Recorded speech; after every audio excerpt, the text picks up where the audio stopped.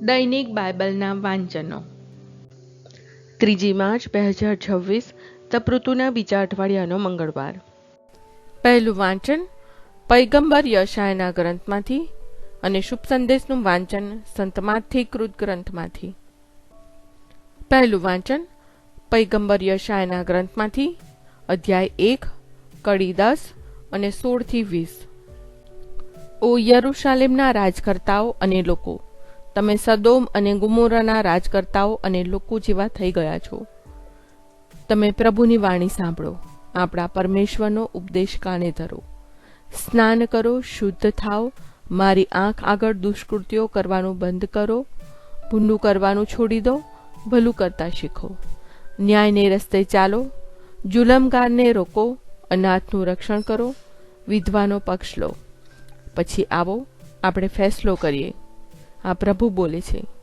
તમારા પાપ જો કે લાલ રક્તવર્ણા છે, પણ તે બરફને ઊન જેવા સફેદ થઈ જશે. જો તમે રાજી ખુશીથી મારું કહ્યું કરશો, તો તમે ધરતીનો મબલક પાક ભોગવવા પામશો.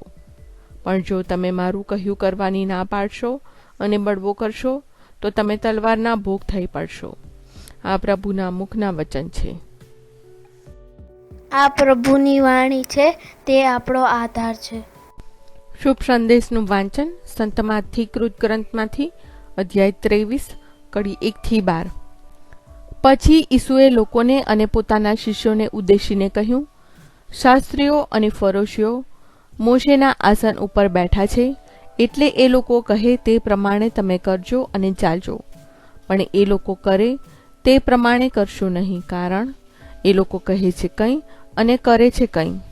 તેઓ તો કમર તોડી નાખે એવા બોજાની ગાંસડીઓ બાંધી બીજાની ખાંદ ઉપર લાદે છે, પણ એ ઉઠાવવા માટે પોતે એક આંગળી સુદ્ધા હલાવવા તૈયાર નથી. તેઓ જે કાંઈ કરે છે તે દેખાડા માટે કરે છે. તેઓ શાસ્ત્ર વચનોના મોટા મોટા તાવીજો રાખે છે અને વસ્ત્રોની ઝૂલ પણ મોટી રાખે છે. ભોજન સમારંભોમાં મુખ્ય સ્થાન અને સભાગૃહમાં આગલી બેઠક તેમને ગમે છે. રસ્તે ઘાટે લોકો વંદન કરે અને ગુરુજી ગુરુજી કહે, એવું તેઓ ઈચ્છે છે. પણ તમે પોતાને ગુરુજી કહેવડાવશો નહીં, કારણ તમારે એક જ ગુરુ છે અને તમે બધા ભાઈઓ છો. પૃથ્વી ઉપરના કોઈ પણ માણસને પિતા કહેશો નહીં, કારણ તમારે એક જ પિતા છે અને તે પરમપિતા. તેમ તમે પોતાને આચાર્ય પણ કહેવડાવશો નહીં, કારણ તમારે એક જ આચાર્ય છે અને તે ખ્રિસ્ત. તમારામાં જે સૌથી મોટો હોય તે તમારો સેવક હોય. કારણ જે કોઈ પોતાને મોટો કરશે તેને નાનો કરવામાં આવશે, અને જે કોઈ પોતાને નાનો કરશે તેને મોટો કરવામાં આવશે. આ પ્રભુની વાણી છે, તે આપણો આધાર છે. પ્રાર્થના. ઓ મારા પ્રભુ ઈસુ, હું મારા પાપો માટે પસ્તાવો કરું છું. મારા પાપો માફ કરો. મારા હૃદયમાં આવો. હું તમને મારા પ્રભુ અને તારણહાર બનાવીશ. આમેન. પ્રભુ તમને સુખી રાખો અને તમારી સંભાળ રાખો. પ્રભુની તમારા ઉપર કૃપા દ્રષ્ટિ અને મહેરબાની હો.